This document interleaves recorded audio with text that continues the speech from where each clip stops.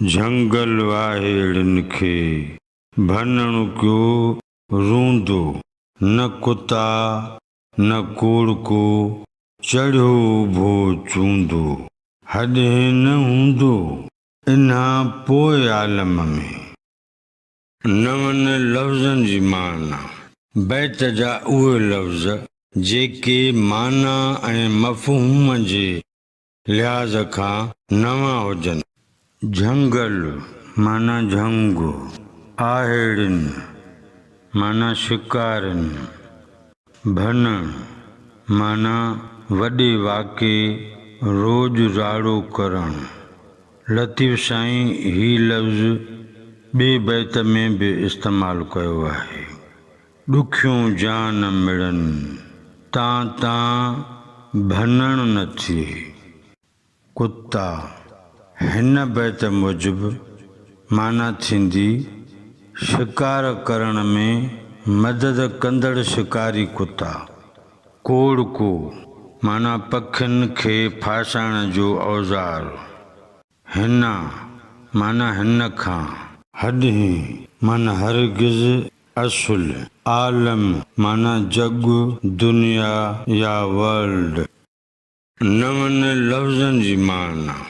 बैत जा उहे लफ़्ज़ जेके माना ऐं मफ़हूम जे लिहाज़ खां नवां हुजनि। झंगल आहेड़िन खे भनण क्यो रूंदो।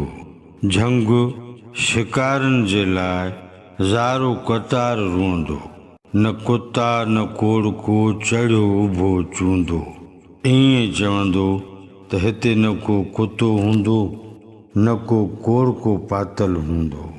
हॾे न हूंदो इन्हा पोइ आलम में।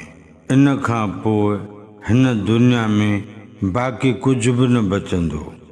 बैत जे हिक हिक मिसरा जी सादी सम्झाणीअ खां पोइ बैत जो मजमूई मतिलब ऐं मफ़हूम बयानु कजे थो।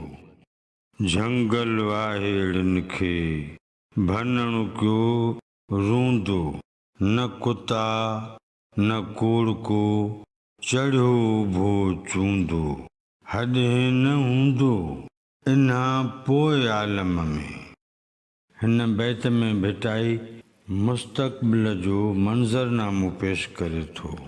शाह अब्दुल लतीफ़ भिटाई चवे थो त ही जंग जेको अॼु जरकी रहियो आहे, ही जंग जंहिंमें अॼु आहेड़ी आम जाम जाल हली घुमी रहिया आहिनि, सो जंग सुभाणे ईंदड़ ज़माने में ईअं लॻे थो त वीरान हूंदो या को बर बयाबान हूंदो।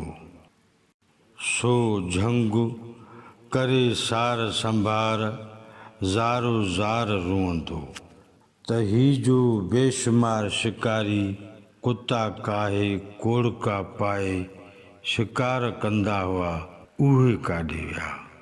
मुस्तक़बिल में नथो नज़र अचे त वरी के दुनिया में अहिड़ा आयाम ईंदा जन में मेड़ा थींदा ऐं महफ़िलूं मचंदियूं, रंग भरियूं रौनकूं रहंदियूं। वज़ाहत कंदे चइजे थो त भिटाईअ जे बैतनि में वॾी गहरी माना समायल हूंदी आहे।